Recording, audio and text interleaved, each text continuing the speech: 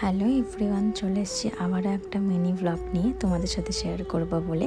তো আগের ব্লগটা তো তোমরা দেখেইছিলে যে আমরা বাজারে গিয়ে সব কিছু প্যান্ডেলের জন্য কেনাকাটি করে বাড়িতে এসেছিলাম। তো এবার হচ্ছে প্যান্ডেল করার পালা। তো সেই দিনও স্ট্রাকচারটা পুরো করে তো তারপরে আমি দেখছিলাম যে কি কি কালার কম্বিনেশনের ফুল দিলে ভালো লাগবে বা আমাদের ঠাকুরের কালারটা কি হবে। তো সেই অনুযায়ী কালার কম্বিনেশনটা করেছিলাম ফুলের ডেকোরেশনের। তো ও তো অফিস চলে গেছিলো, তারপর আমি এগুলো করেছিলাম। তারপর এটা রাত্রেবেলাতে যখন ও মানে রেডি করছিল যে লাইট লাগাতে হবে করে, তো লাইট লাগানোর জন্য আবার আমাকে কিছু কিছু ফুল খুলতে হতো। তো কিছু কিছু ফুল খুলে আবার লাইট লাগানো হয়েছিল রাত্রেবেলা এটা।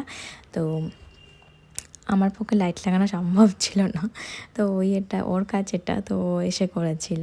তো তারপরে আমাদের আরও কাজ বাকি ছিল, যে টেবিলটা সেট করতে হবে, মানে যেটার ওপর প্যান্ডেলটা থাকবে সেই টেবিলটাও সেট করতে হতো। তো টেবিলটা সেই রাত্রে আর করা হয়নি, কারণ সেই দিনে রাত প্রায় 2টো বেজে গেছিলো এগুলো করতে করতে আমাদের।